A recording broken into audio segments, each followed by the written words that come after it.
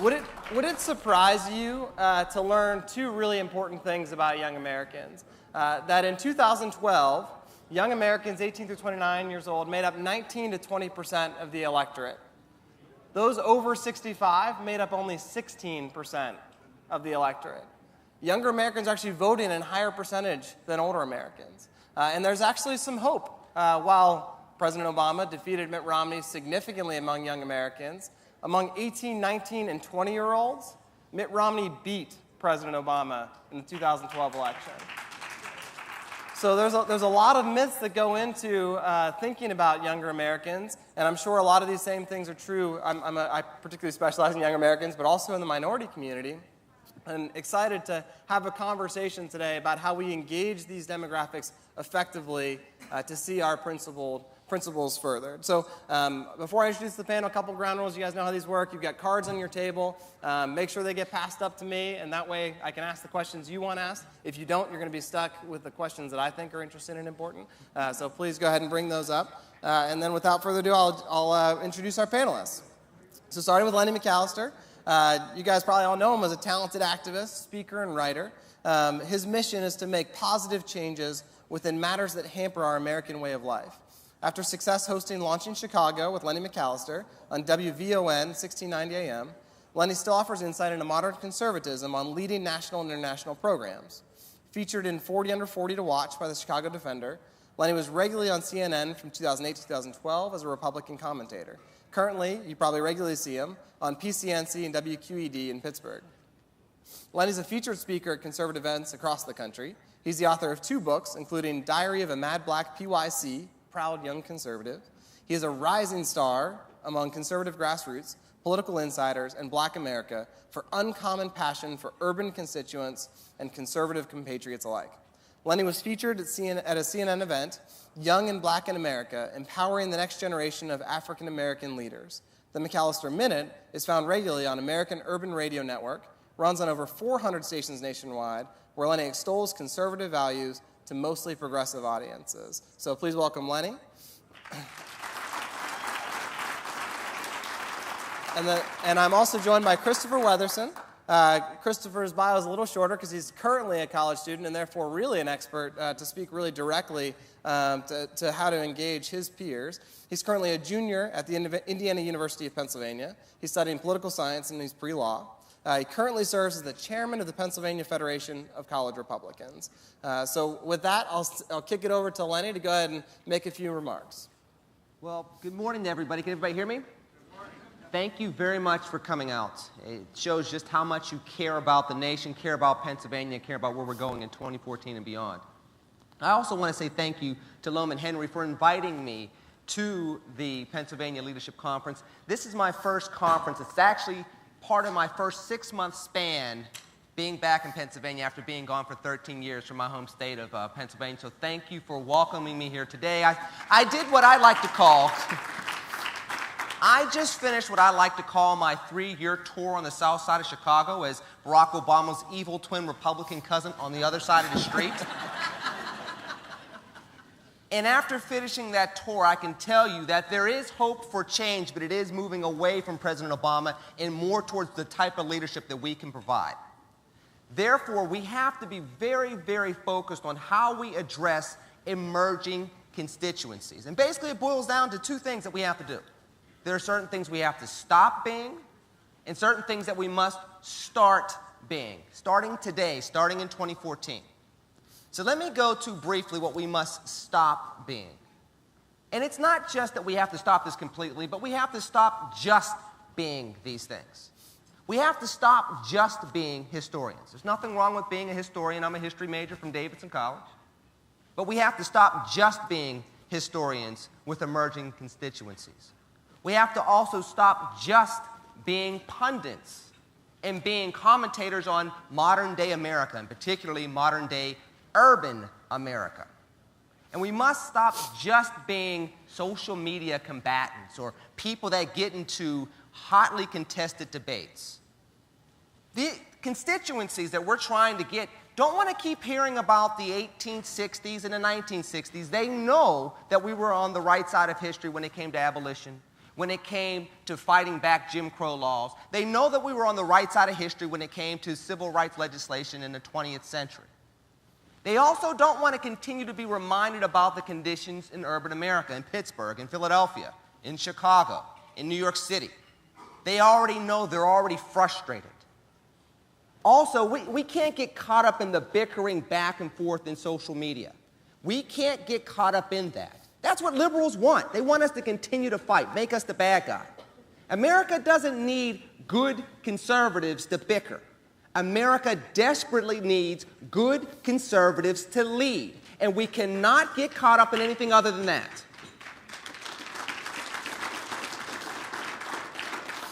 So we have to move away from just being in those three boxes. We need to be more like Reagan. We need to be visionaries for emerging constituencies. We need to be partners with emerging constituencies, and we need to lead all of Pennsylvania and all of America, including emerging constituencies. That's what Reagan did in 1980 and throughout the 80s. He was a visionary for a wary America. He worked with people that were wayward politicians, wayward liberals, people that controlled the House of Representatives for decades on end. He was able to work with them and lead a resurgence in America. He was also able to lead not just the United States of America, but the world, from being underneath a communist cloud, pulling down the evil empire, if you will. He was able to get America back to being strong and robust, and he was able to restore a lost hope in the greatness of America throughout the globe. That's what we have to be for emerging constituencies. We have to be visionaries. We have to show why our policies on school choice and vouchers make sense for more American children that are struggling in the school systems today. How it's going to make them more competitive, not just for good grades, but for career jobs, not minimum wage jobs, career jobs, and global success, being global leaders, being innovators for the 21st century.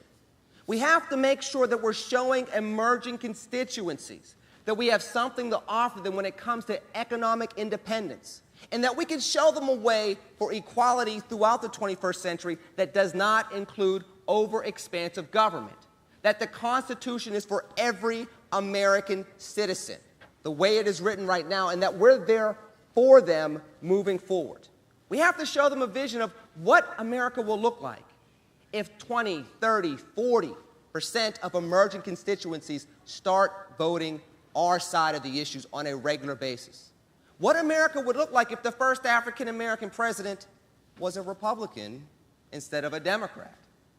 We have to show them what their communities will look like if we're allowed to compete with our ideas. Diversity of thought, a marketplace of ideas, something that will show them that they can get more than what they've been getting, like in my hometown of Pittsburgh since 1932 without a Republican mayor, or what we've been getting through many cities throughout the United States. It starts in this room.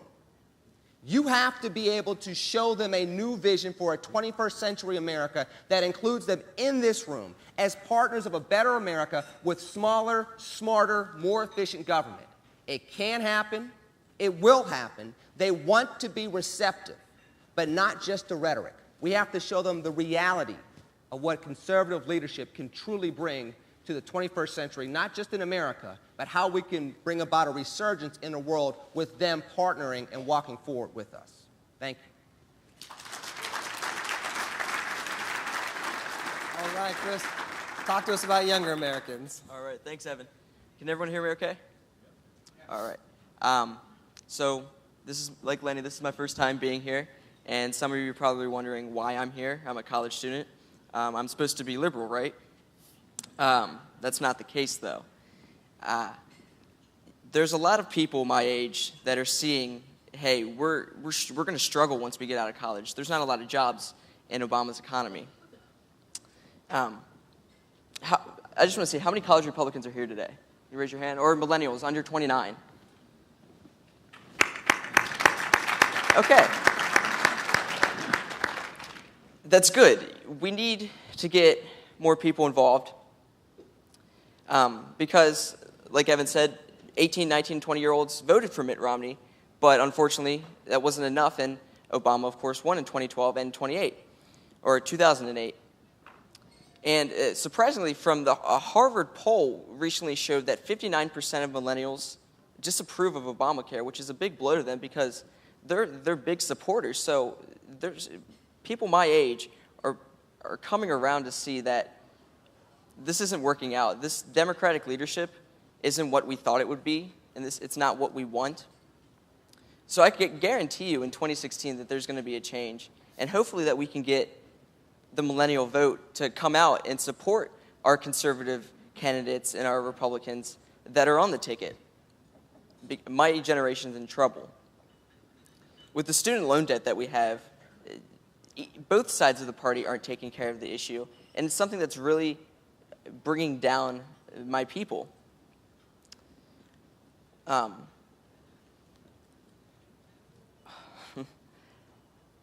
We need to be more accepted within the conservative movement, because like you've seen here today, there's only a handful of college Republicans here, of young conservatives here in the room. And that's something that I'd like to see to change over the next couple of years, because we do have a message to say, and we do have issues with our agenda that we would like to be seen taken care of.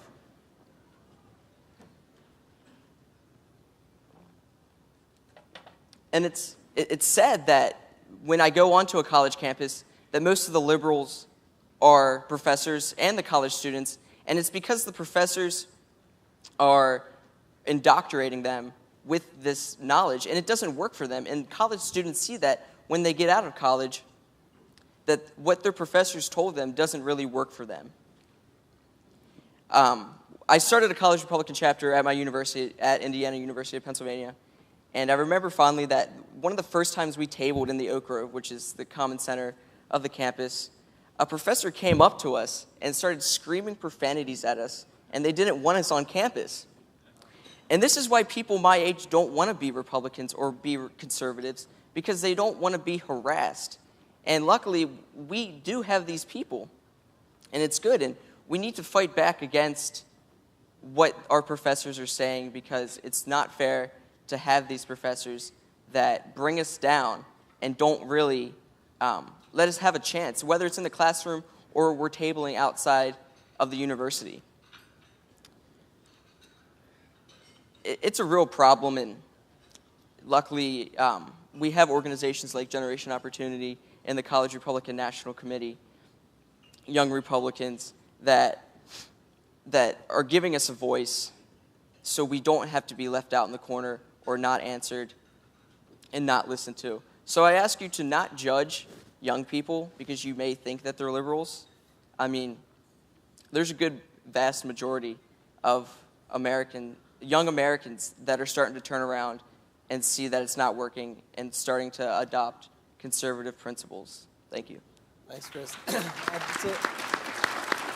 To add on a few points to what you just said, Chris, and a Generation Opportunity, we've really seen a real turn in the attitudes of younger Americans. So that Harvard Institute of Politics poll that you mentioned, where not only is Obamacare, it used to be a law that had 60% approval among millennials. It was actually the most popular among young Americans of any demographic.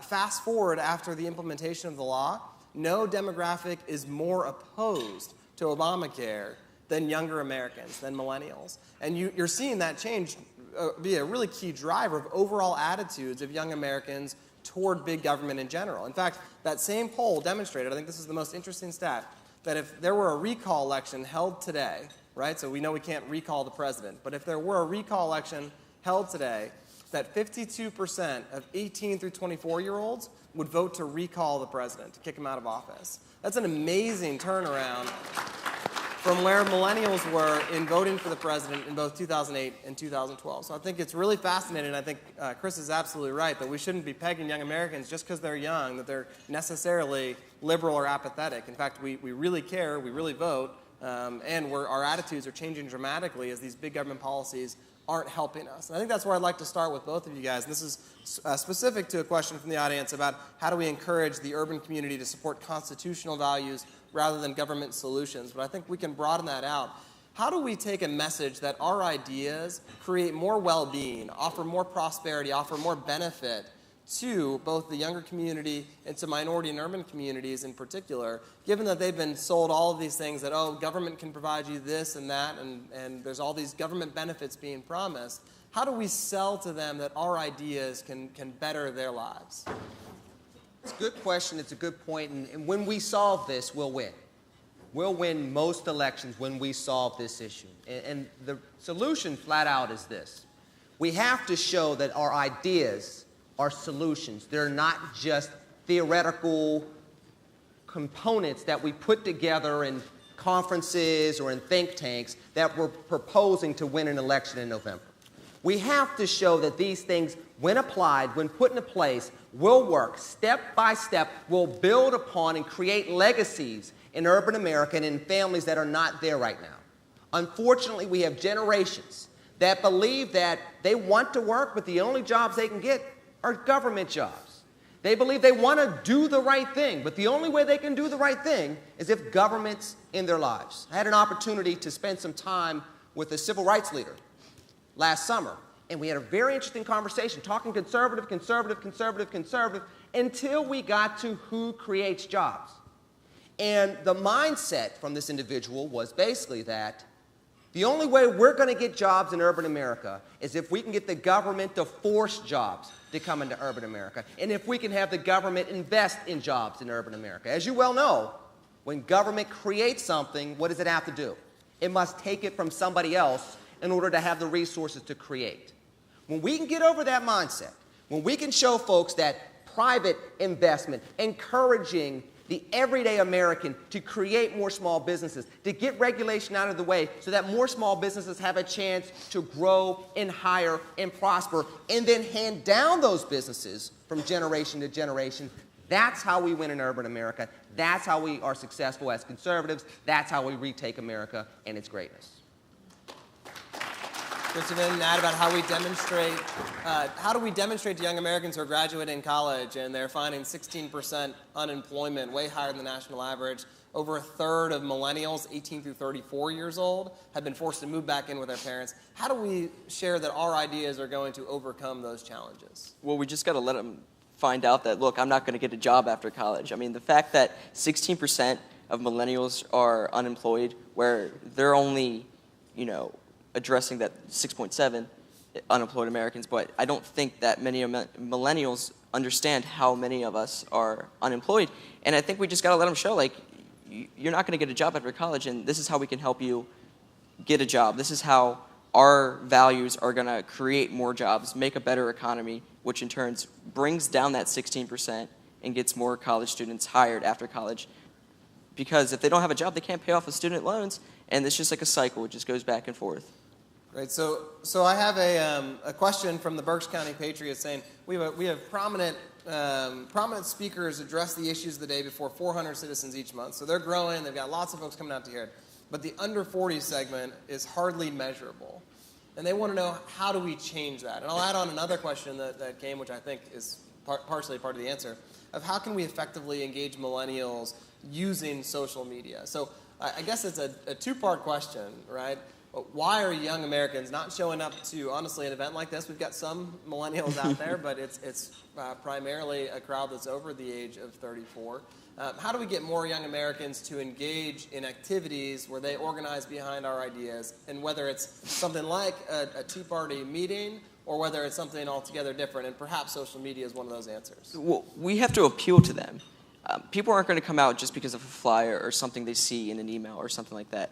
They have to be appealed to on social media, and I know that the Democratic Party does this well. They brand themselves as the cool party, the hip party, and that gets people out. And I think that's something that the Republican Party, the Tea Party, has to understand and learn how to appeal to people via Facebook, Twitter, Instagram. And I think in turn that's going to get people out more. Maybe bring some people into your organization that are in that millennial range, the 18 through 34, that understands millennials and understands how to get them out to the events, in turn to get more people of my age out to events like this. Well, I think as well we have to also understand it's a byproduct of the economic times, right? People are invested in the communities when they're buying homes. Well, if you're living with your mom and dad, you're obviously not a homeowner. You probably don't have kids. You're still paying off debt. You're probably working in a job where you're locked in at a certain wage. So they're buying into the new normal. How do we get them to our meetings? We have to show them that every time we were told as Americans there was a new normal or an old normal. Slavery is the norm in America until it wasn't. Jim Crow was the norm in America until it wasn't. The Great Depression was the norm in America until it wasn't. America was a second-rate power until we were the greatest superpower in the world. There was always a new normal. Don't buy into this one. Again, we have to be visionaries and show them with their support we can get out of this new normal and create an elevated new normal for the 21st century. We have to sell that vision. Fantastic. So at Generation Opportunity, one of our working assumptions is that young Americans are going to be less likely to show up to a Tea Party meeting than to engage where they spend more of their time, which is online or on their smartphone. And so we've been building tools. We've got a tool called freethefuture.org, which is an activist platform that it's really similar in a lot of ways to what the Organizing for America, or Obama for America at the time, OFA, the Obama campaign, built during 2012. I think it's really interesting. They had 600,000 young activists contact 5 million of their friends, asking their friends to reach out to one of their friends that they told them was a target. So they had this list of these, 600,000 people, 5 million targets of the campaign.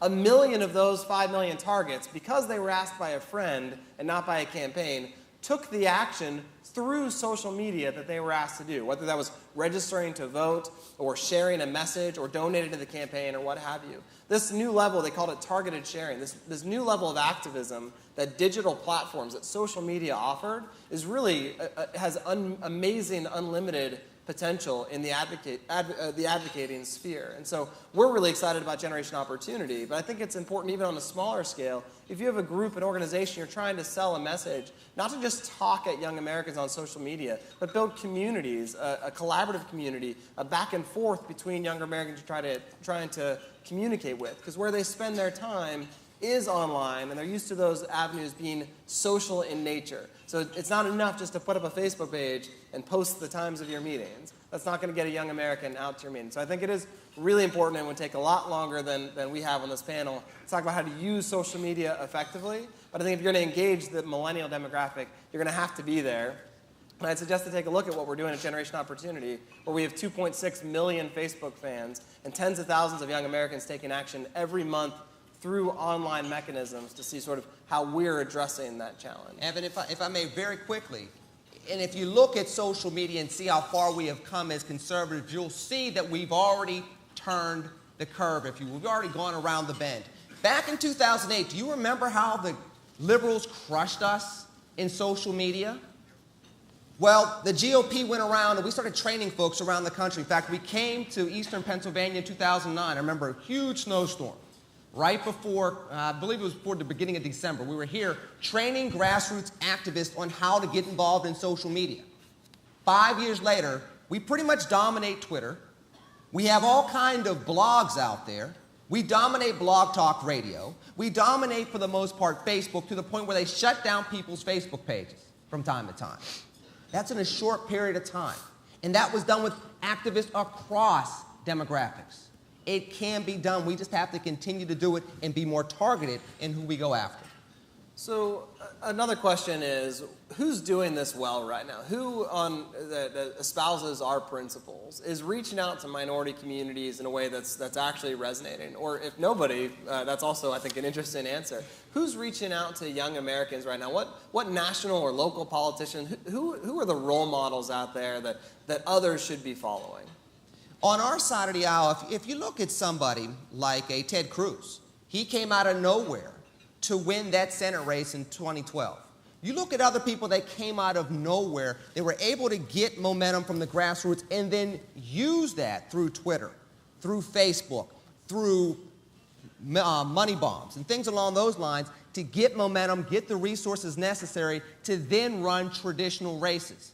If you can connect with people and you can build small teams that can subsequently go around and knock on those doors, hand out the flyers, etc. You will see people come out of nowhere to be successful. There are other situations over the last several years where you see people getting their message out there. Rubio, at one point in time, had done a good job of this. Unfortunately, we have more activists that are good at this than politicians and elected officials. And if there's anything that we can do as activists to help the people that represent us in office do better, is show them the ways to be more viral online. Get the message out there. Get what's important out there. Don't get caught up in the bickering. Focus on leading. We can lead through social media, but that has to be the primary focus every time we hit that send button. Fantastic. So a couple more questions from the audience. Chris, I think this is an interesting question for you. What advice can you draw from your experiences as a college student that you would give to other college students and millennials when it comes to liberal hostility and bias in their campus? So that when you've got a professor yelling expletives at you just for starting a Republican chapter on your campus, how should other college students sort of act boldly and with courage and effectively to do what you've done at IUP? Well, I think they first need just to ignore them. They're ignorant to begin with. And they just be respectful. You know, that's what I always tell my people when they are out tabling. And I mean, being on a small state school campus, we have a lot of liberals there, and you just have to be respectful so we don't come off as the arrogant ones, and they do. I think that's the biggest thing that I like to tell people and encourage people, that just be respectful, use your manners, and just try to just kill them with kindness, basically. And that gets your message through. Well, I've got a fairly provocative question, I think. We've got a couple more minutes here. Someone asked, what do you see as the future of socially conservative issues in the GOP platform in the coming years with the emerging of a younger generation that tends to not necessarily agree on all of the social issues with all of the GOP platforms? So how do you see that interplay happening, Chris? Well, with social issues, I do agree that college students do more look towards the social issues as being a part of their platform. And especially with gay rights, a lot of college students are going for that. And minimum wage, jobs, are on the back burner for most of them. But I think the social issues need to take the back burner for now and get the economy fixed. But it's something that we shouldn't ignore completely. But that's how I think it's an interesting question. So, Lenny, you might have some to add, too. The younger demographic tends to have this libertarian streak, is at least the popular narrative among younger Americans. Do you see sort of the rise of the sort of libertarian Republicans, the Rand Pauls and Justin Amashas of the world that have been sort of gaining in popularity among younger Americans? Is that part of the solution here to getting young Americans engaged in limited government, or is there sort of a broader narrative that we should be talking about? That's part of it, but we also have to be better at articulating what we want to do. We believe in gay Americans having equal rights as citizens of the United States of America. But we also believe and defend traditional marriage. And they do not have to be separate things. We have to articulate that better. We have to be able to show young people that we are consistent in every phase of our conservatism. Our conservatism cannot be convenient. That's the problem that a lot of young people have. They see our conservatism as being applied conveniently when we want to go after a politician we don't like, or we want to go after a constituency that we don't connect with. Let's be consistent conservatives. Let's show them that this is a lifestyle that will work and that there is a way to embrace everybody's citizenship within American conservatism in the 21st century. That's how we win them over. So the last question in the few seconds we have left. We keep saying we need to convince young people that our policies are better. So there's a question from the audience. What policies are most important to engaging the younger demographic and the minority demographics? Smaller government, bigger people. That's basically the principle. That smaller, smarter government gives a larger role for the American people to be able to create their own businesses, create their own way in life, make sure that the education fits their community and fits their destiny throughout their lives, in their life journeys, and the legacies for their families. We have to make sure that we go with smaller government, bigger people. Fantastic. Chris, any closing thoughts for you on that topic? Jobs, I would say, like I said before, jobs are the most important policy that I think college students and young voters need to focus on, because without a job, you're going to be living in your parents' basement for a while, and nobody wants really to do that. Wow. Well, thank you so much. A big hand for our panelists and a great conversation on the emergency. Thank you.